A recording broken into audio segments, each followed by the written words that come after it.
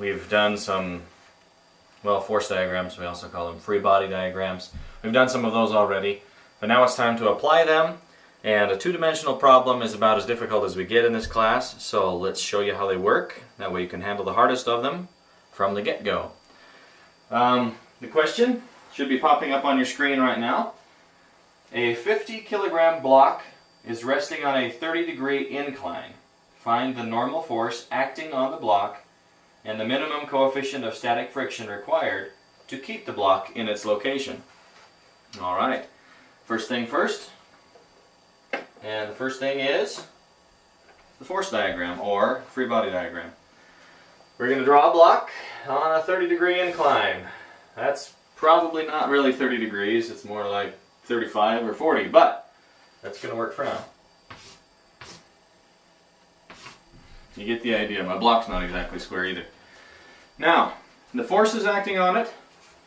We'll look at it. We've got the weight force. The weight force goes straight down toward the center of the earth. That's where we get the two dimensions. So, here's our mg acting straight down on the block. Now the trick here is, we want to analyze this, we're going to tilt our axis. Instead of trying to do everything off of an angle, we're going to do this by tilting the axis. Now there's two other forces that we haven't labeled yet.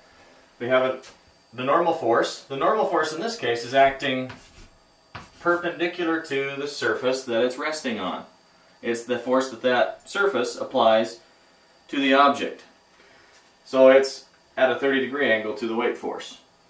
The other force that's acting here is the force of static friction. So I have the force of static friction up here holding the block on the incline.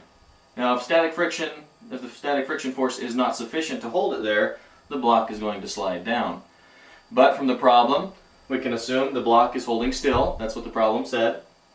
So that means the force of static friction is enough to hold it there. And we need to find what the minimum coefficient of friction would be to do that. Now, as I said, we're going to tilt our axis. So, we're going to draw this guy with our y-axis going that direction and our x-axis going that direction. So it's with the picture. Now, we only have one thing that's at an angle, and that's our weight force vector. Everything else is going to be straight along one of the axes. So, let's draw this again here. Draw with an axis here like this. And we're going to have our weight vector coming off at a 30-degree angle, like so. So this is mg. And here's our angle, theta. And it's equal to 30 degrees. We're going to draw also our normal force. And I'm trying to do this, and get a little cabinet right here. Normal force is right here. And then our other force, our coefficient of static friction, goes off in this direction. Alright? Now to find these are going to be equal to the portion of the weight vector that corresponds to the x and the y axis. Now, that sounds big and wordy. Let me try to simplify that for you. In other words, this is holding still. The block is not moving because all forces are equal and opposite that are acting on it. Well, we have the force holding it up, we have the force here keeping it from falling through the ramp. So what we're saying is there's an equal and opposite force right here, equal and opposite to the normal force, and that's this portion of the weight vector. We're going to break it into components. And then this force is equal and opposite to our static friction force.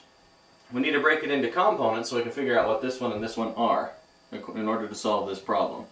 We can figure out what the weight vector is easy enough because they told us it's a 50-kilogram block. So mg, 50 times 9.8, so about 500, a little less than 500 newtons will be our weight vector. And we're going to break that up into its components to find what the other two forces are. Now, this is where our good old trigonometry comes in. We have these two forces. This one's going to be mg times, since it's the opposite leg of the triangle here, it's a right triangle, This is the opposite side of the angle. So if you do your SOHCAHTOA, the opposite is SOH, S-O-H, sine equals opposite over hypotenuse. So it's going to be mg sine, oops, not sun, sine of theta. This vector is mg sine theta. This vector right here, the one that's equal and opposite to the normal force, is going to be mg cosine of theta. And theta again is our 30-degree angle. So, now to find this, since they're equal and opposite in magnitude, equal in magnitude, opposite in direction, our force of static friction is going to be equal to mg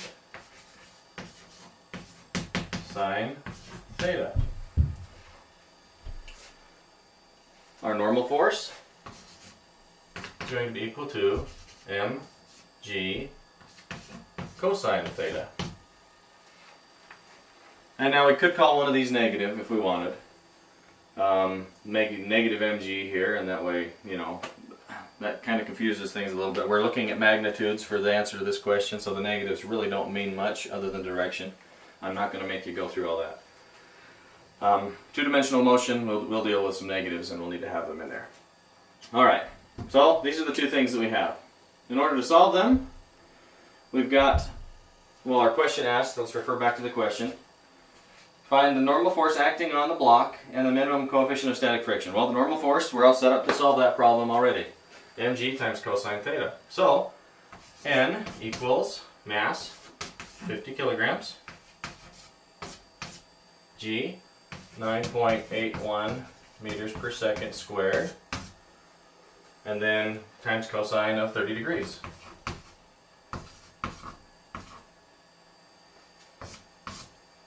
And we'll punch that in our calculators, and that will give us our answer.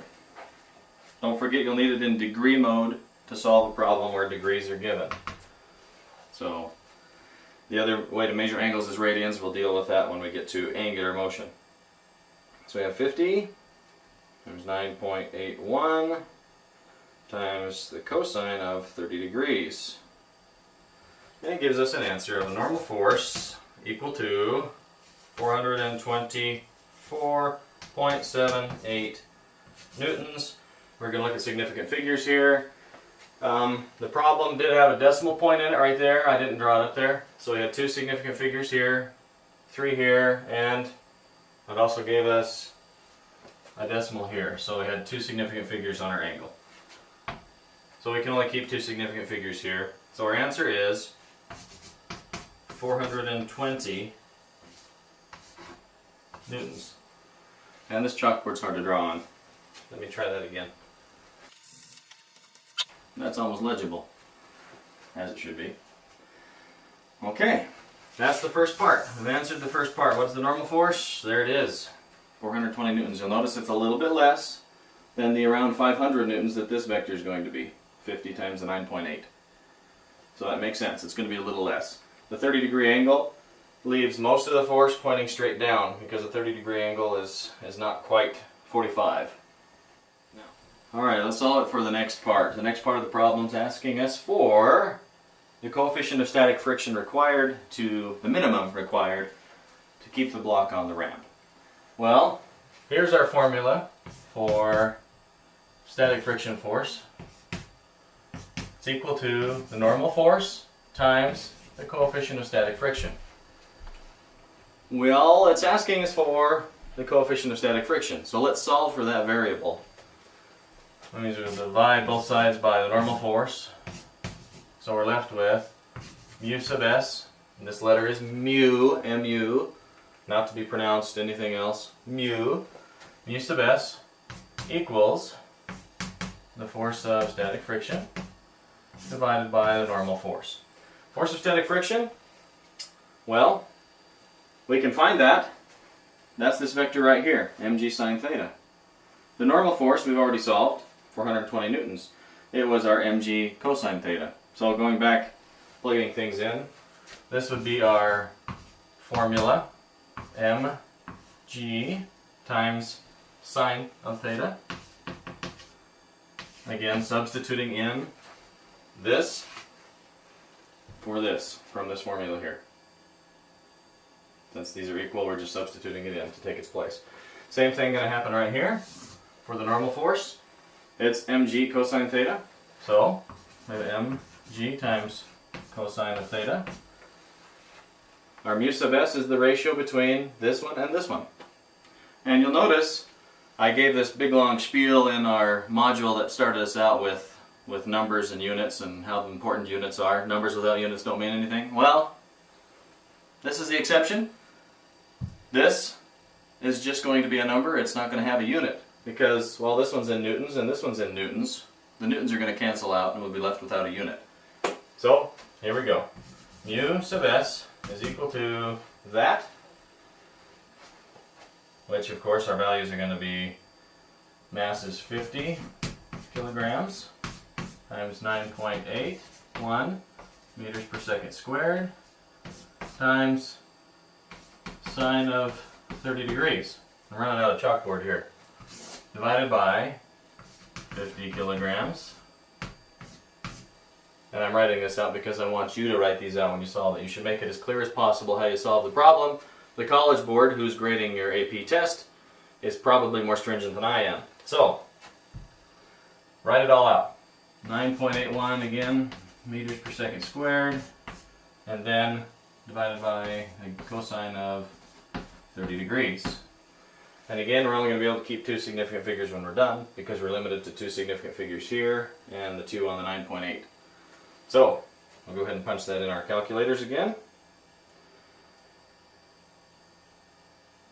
If you left this answer in your calculator, you can use it again. But we'll type in mg times sine of theta. So we have 9.81 times 50 times sine of 30, which turns out to be 0.5 sine of 30 does. So our mu sub s, when you do all that math and you divide these two, you get it equal to 0.577, or around to 0.58. That's our coefficient of static friction, the minimum required.